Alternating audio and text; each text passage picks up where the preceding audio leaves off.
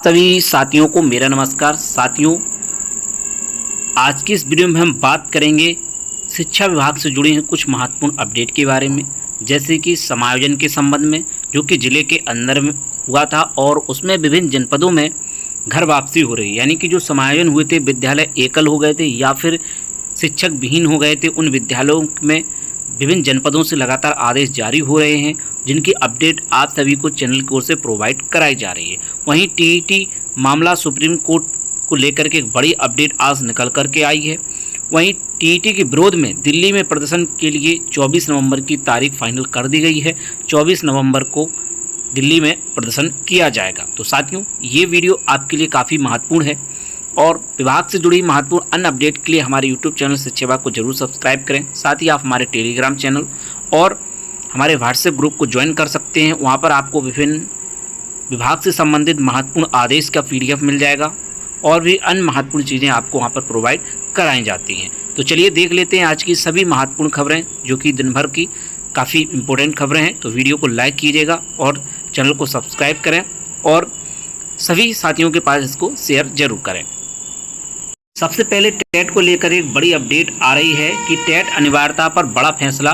Supreme court ने मामला बड़ी पीठ को भेजा, अब विस्तृत सुनवाई होगी।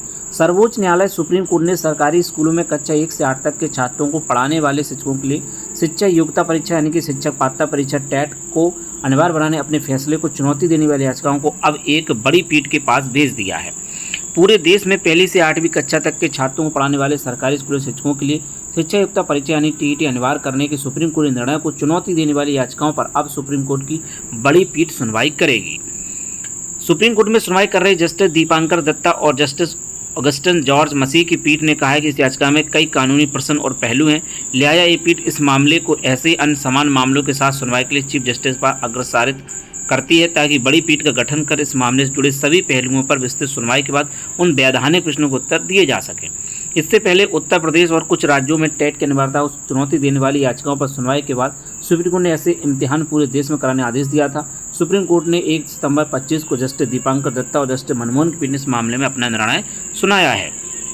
इसके अनुसार कक्षा 1 से 8 तक के छात्रों को पढ़ाने वाले सभी सचिवों को टेट पास करना अनिवार्य है।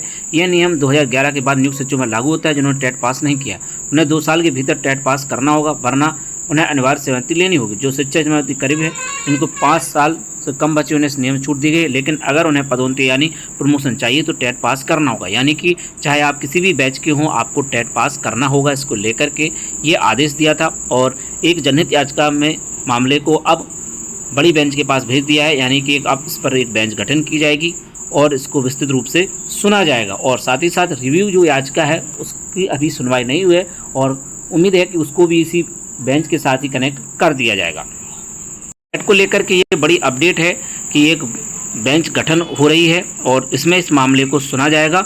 साथ ही साथ उम्मीद है कि रिव्यू वाली याचिका भी उसी के साथ कनेक्ट कर दी जाएगी और उसी को उसके साथ ही सुना जाएगा, या फिर उसको कुछ अन्य फैसला दिया जा सकता है। फिलहाल उसके लिए हमें इंतजार करना होगा। और जो इस मामला था, जो कि एक PIL थी, उसको लेकर के ये मामला था, इसको लेकर के ये अपडेट निकल करके आई है।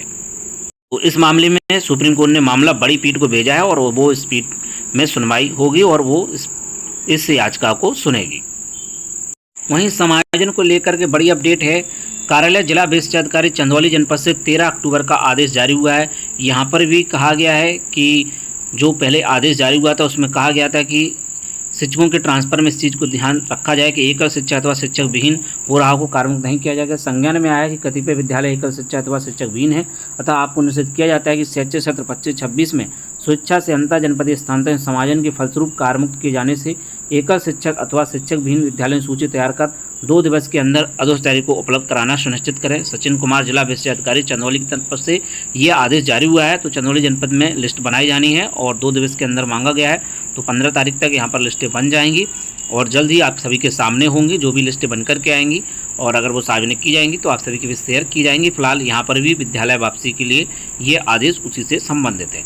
वहीं अगला आदेश आप देखें, ये चित्रकूट जनपद का, ये 14 तारीख का है। यहाँ पर भी कहा गया है कि कार्यमुक्त और कार्यभार ग्रहण कराया गया 8/8/2025 का आदेश, 1/7/2025 का आदेश और इसके बाद पुष्टि से संज्ञान में आया है कि प्रक्रिया में जनपद के कतिपय विद्यालय एकल एवं शिक्षक विहीन हो गए, जिसका विसंगति एवं छात्र छात्रों पठन पाठन प्रभावित हो रहा है। अतः समस्त खंड शिक्षा अधिकारी निश्चित किया जाता है जिन शिक्षक और स्थानांतरण समायोजन के कारण विद्यालय एकल अध्यापकीय शिक्षकहीन हो गए हैं उनके मूल विद्यालय वापस लाने की कार्रवाई तत्काल पूर्ण करना सुनिश्चित करें। साथ ही यह भी स्पष्ट करें उक्त विद्यालय के एकल अध्यापकीय शिक्षकहीन होने के प्रति उत्तरदायी कौन है। बीके शर्मा जिला शिक्षा अधिकारी चित्रकूट की ओर से यह महत्वपूर्ण आदेश जारी किया गया है। तो चित्रकूट जनपद में भी शिक्षकों की घर वापसी हो चुकी है, जो विद्यालय एकल और शिक्षकहीन हो रहे हैं उन शिक्षकों की। वहीं अगला आदेश आप देखें तो ये अयोध्या जनपद का है, 15 तारीख का है। यहाँ पर भी सेम आदेश जारी किया गया है कि कुछ विद्यालय एकल शिक्षकहीन हो गए हैं, इस कारण विसंगति उत्पन्न हो रही है। तो इस चीज़ को चेक कर लिया जाए और किस कारण से उनको हुआ है ये भी देख लिया जाए। साथ ही उक्त शिक्षकों को उनके मूल विद्यालय वापस लाने की कार्रवाई अवलंब पूर्ण कराना सुनिश्चित करें। साथ ही ये भी स्पष्ट करें कि विद्यालय के एकल शिक्षकहीन होने के प्रति उत्तरदायी कौन है। तो ये भी अयोध्या जनपद से आदेश जारी हुआ है 15 तारीख का। वहीं अगला आदेश जो जारी हुआ है वो है झांसी जनपद का। ये भी कल की डेट का आदेश है। कार्यालय जिला शिक्षा अधिकारी जनपद झांसी की ओर से उत्तर प्रदेश सचिव शिक्षा परिषद प्रयागराज द्वारा अपने कार्यालय पत्रांक 8825 के माध्यम से परिषद विद्यालय में कार्य शिक्षा संबंधित जनपद स्थानांतरण किया गया। उक्त क्रम में जनपद के समस्त खंड शिक्षा अधिकारियों ने निश्चित किया गया कि स्थानांतरित शिक्षकों को कारमुक्त एवं कार्रवाई ग्रहण कराए जाने की कार्रवाई समय अंतर्गत पूर्ण कराना सुनिश्चित करें। उक्त क्रम में स्थानांतरित शिक्षकों को कारमुक्त एवं कार्रवाई ग्रहण कराए जाने की कार्रवाई पूर्ण की गई। पुष्टि रूप में संज्ञान में आया कि उक्त प्रक्रिया जनपद के कतिपय विद्यालय एकल एवं शिक्षकहीन हो गए, जिसके कारण विसंगति उत्पन्न हो रही है। अतः समस्त खंड शिक्षा अधिकारियों ने निश्चित किया जाता है जिन शिक्षकों के स्थानांतरित समायोजन विद्यालय एकल अध्यापकीय एवं शिक्षकहीन हो गए हैं उक्त शिक्षकों को तत्काल उनके मूल विद्यालय में वापस लाने की कार्रवाई तत्काल पूर्ण करना सुनिश्चित करें। साथ ही यह भी स्पष्ट करें कि उक्त विद्यालय के एकल अध्यापकीय शिक्षकहीन होने के प्रति उत्तरदायी कौन है। विपुल शिव सागर जिला शिक्षा अधिकारी झांसी जनपद की ओर से लेटेस्ट आदेश जारी किया गया है। तो ये 4 जनपदों के आदेश जारी हो चुके हैं। लगातार जनपदों से आदेश जारी हो रहे हैं। इस संबंध में वैसे संपूर्ण एक आदेश सचिव स्तर से भी जारी होना चाहिए और उसमें चीज़ों को स्पष्ट करना चाहिए, लेकिन अभी तक स्पष्ट नहीं की गई हैं। तो कहीं पर शिक्षा मित्रों को काउंट किया गया, कहीं पर नहीं किया गया। इसी की वजह से ये विसंगति उत्पन्न यहाँ पर हुई है और शिक्षकों की घर वापसी काफ़ी दिनों बाद होने फिर से जा रही है। वहीं टीईटी के विरोध में दिल्ली में प्रदर्शन 24 नवंबर को संयुक्त मोर्चा में शामिल प्रदेश के 12 शिक्षक संगठनों ने बैठक कर तय की रणनीति। कक्षा 1 से 8 तक के शिक्षकों के लिए शिक्षक पात्रता परीक्षा टेट के अनिवार्यता के खिलाफ देश भर के शिक्षक एकजुट हो गए हैं। बुधवार को लखनऊ में अखिल भारतीय शिक्षक संघर्ष मोर्चा की पहली राज्य स्तरीय बैठक में शिक्षकों ने 24 नवंबर दिल्ली के जंतर मंतर आरपारिक संघर्ष का ऐलान किया है। बैठक में निर्णय लिया कि यदि केंद्र सरकार ने आदेश वापस नहीं लिया तो पूरे देश के करीब 10 लाख शिक्षक दिल्ली पहुंचकर आंदोलन करेंगे, जिनमें उत्तर प्रदेश लगभग 1,06,000 शिक्षक भी होंगे। बैठक में मोर्चा के राष्ट्रीय संयोजक योगेश त्यागी, राष्ट्रीय सह संयोजक विनय तिवारी, अनिल यादव और संतोष तिवारी ने कहा कि 23 अगस्त 2010 से पहले कार्यसूची में किसी भी दशा में टेट लागू नहीं होने दिया जाएगा। यदि जरूरत पड़ी तो संसद का घेराव भी किया जाएगा। बैठक में तय किया गया 25 अक्टूबर से 31 अक्टूबर देश भर के सभी जिलों में शिक्षकों की बैठकें आयोजित की जाएंगी ताकि 24 नवंबर को आंदोलन पूरी तैयारी की जा सके। नेताओं ने कहा है NCT National Council for Teacher Education आदेश शिक्षकों की वर्षों की मेहनत और योग्यता पर सवाल खड़ा करता है। 55 वर्ष का शिक्षक बच्चों को पढ़ाए या खुद परीक्षा की तैयारी करे। शिक्षक नेताओं ने उत्तर प्रदेश सरकार से मांग की है कि वह सुप्रीम कोर्ट में दाखिल रिव्यू पिटीशन के लिए वरिष्ठ अधिवक्ताओं पैनल तैयार करे और केंद्र सरकार से बातचीत कर 23 अगस्त 2010 को एनसीटी द्वारा जारी आदेश के पालन की दिशा में पहल करे। बैठक में अखिल भारतीय प्राथमिक शिक्षा संघ के महामंत्री Umashankar Singh, junior high school शिक्षा संघ के महामंत्री नरेश कौशिक, उत्तर प्रदेश बीटी शिक्षा संघ के अध्यक्ष अनिल यादव, टीएसडी अध्यक्ष विवेकानंद आर, प्राथमिक शिक्षा संघ के अध्यक्ष Ramprakash Sahu, SC/ST teacher welfare association अध्यक्ष सुंदर सिंह शास्त्री, यूटा के अध्यक्ष राजन सिंह राठौर, महामंत्री आदि उपस्थित रहे। तो यहाँ पर आप देख सकते हैं सभी संगठनों ने एक साथ हामी भरी है और 24 नवंबर को दिल्ली में प्रदर्शन की बात कही है। वहीं प्रदेश में सबसे बड़ी भर्ती परीक्षा के लिए यूपीपीएससी ने शुरू कर दी तैयारी। उत्तर प्रदेश लोक सेवा आयोग यूपीपीएससी की अब तक की सबसे बड़ी परीक्षा के लिए तैयारी शुरू कर दी है। केंद्रों के चयन परिषद संघ आयोग परिषद से कंट्रोल रूम में जरूर बदलाव के निर्देश दिए गए हैं।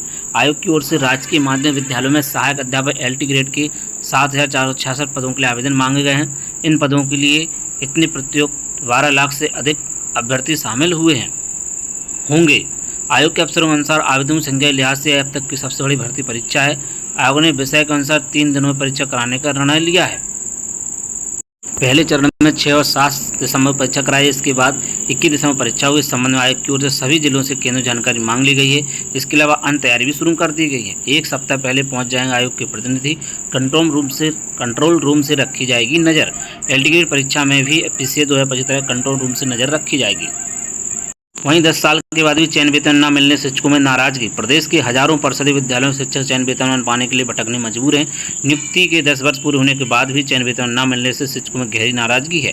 विशेष रूप से वे 29,000 विज्ञान गणित शिक्षक जिनकी नियुक्ति सितंबर 15 में उच्च प्राथमिक विद्यालयों में सीधी भर्ती तहत हुई थी, अब 1 माह से अधिक समय बीतने के बावजूद चयन वेतन प्रक्रिया शुरू न होने से निराश है। कई जिलों के शिक्षकों ने संबंधित प्रशासन को ज्ञापन भी सौंपे हैं, लेकिन अब तक कोई ठोस कार्रवाई नहीं की गई है।